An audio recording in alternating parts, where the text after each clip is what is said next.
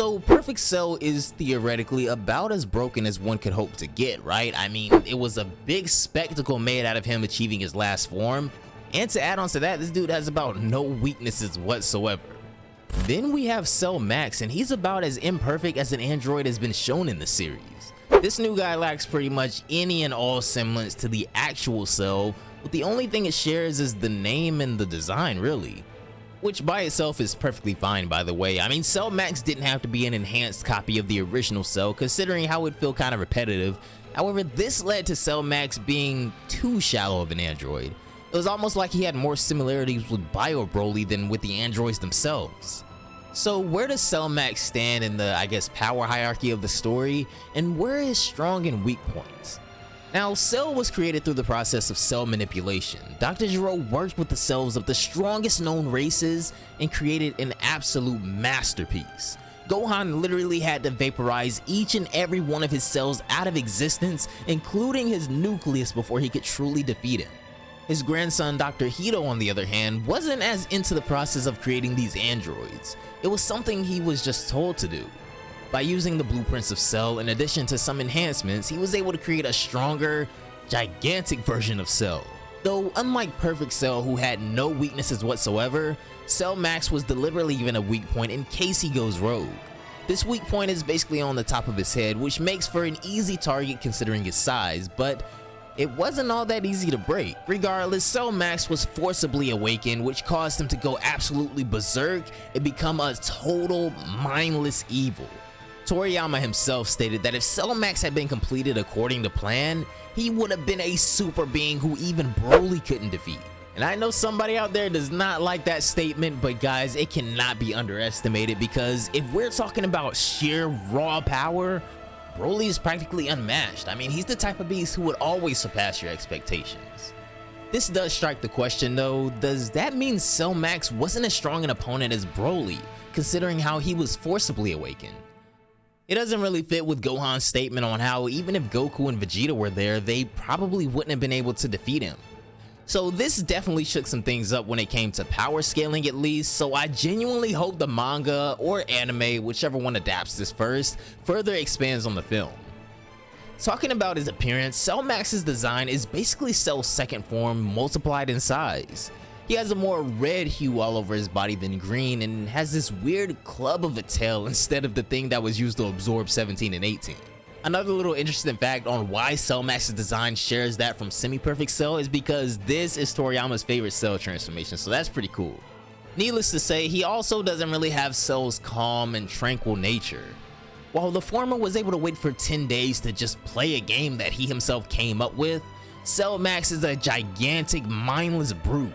His abilities seem to be limited to basic flight, ki blasts, mouth energy waves, and other blasts that are basically him shooting loads of energy everywhere. He has shown us some creativity by throwing fire-induced ki waves from his mouth, using a barrage of continuous lasers, and then there is this full-power energy ball, which is basically like some sort of spirit bomb-like energy blast that he made up.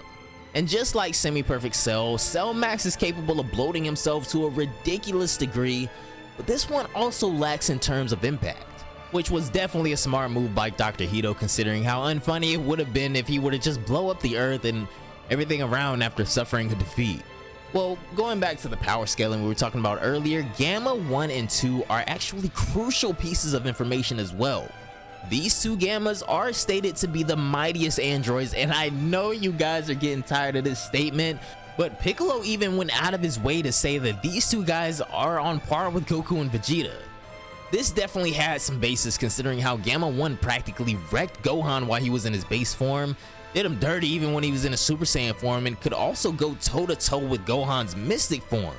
Similarly, even after Piccolo achieved his own potential Unleashed form, he couldn't overpower Gamma 2, and I feel like all of that's kind of overlooked here. Orange Piccolo is an entirely different matter though, and we will definitely be doing a dedicated video on that, because Toriyama has also mentioned how this makes Piccolo stand on par with Goku as well. And I know some of you guys may not like everybody being equal to Goku now, but this does not mean that everybody is stronger than Ultra Instinct. Just remember that, guys. But since Orange Piccolo could easily overpower Gamma 2, We could probably safely say that Gammas 1 and 2 actually aren't on the same level as Goku and Vegeta, which makes Piccolo's earlier statement seem just kind of like an exaggeration. So yes, while really strong, Gammas 1 and 2 are probably at most only about as strong as where Gohan was before he unlocked his beast form. Which is still really strong, don't get me wrong. Even before he reached his beast form, Gohan is the last person you should be underestimating. And then this takes us to Cell Max. Even taking into consideration how strong Gammas 1 and 2 were, Cell Max was able to take on the combined forces of potential unleashed Gohan, Orange Piccolo, Trunks and Goten, Android 18, Krillin, and the Gammas all at once. And not just take them on, he was actually overpowering all of them. It took a self-destruction from Gamma 2 and Trunks and Goten fusing into Gotenks to actually land some significant damage on this guy.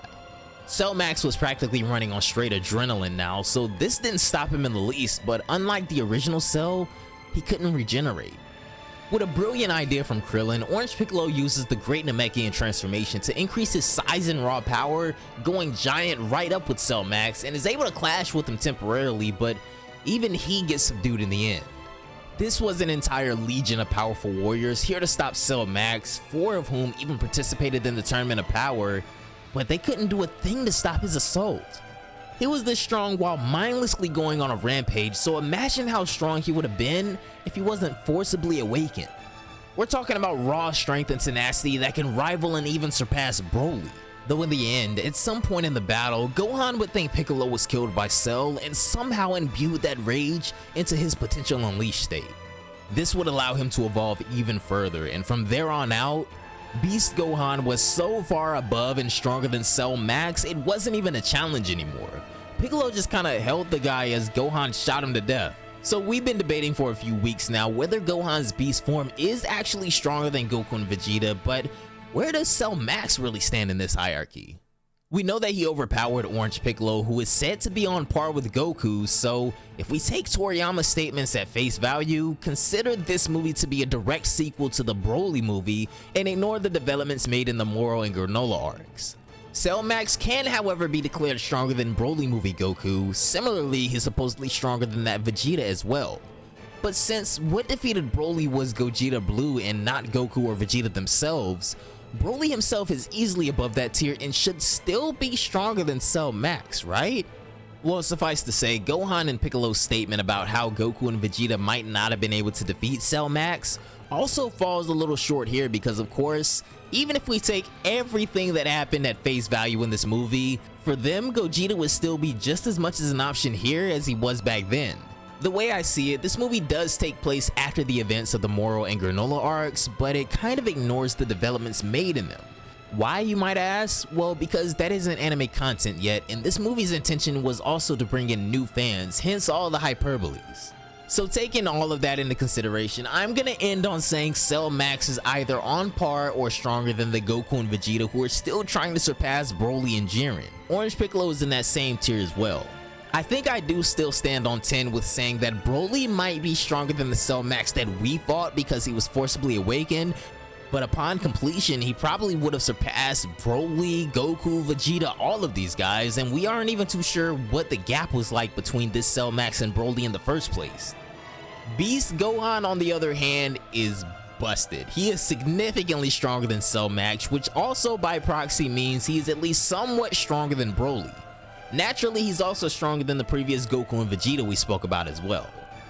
And with all of that said, I know some of you guys got the Arthur fist balled up right now, but as much as it makes fun of power scaling, that just is how it is. We are talking about the author's own words here, so whatever Tori wants to do, I'm here for it. Even so, Lord Toriyama, Goku and Vegeta would have definitely been able to overcome Cell Max, not because they're stronger or anything like that, quite the opposite actually, because even if they aren't stronger, this is Goku and Vegeta we're talking about. And I don't think there's an anime duo in history that compares to these two.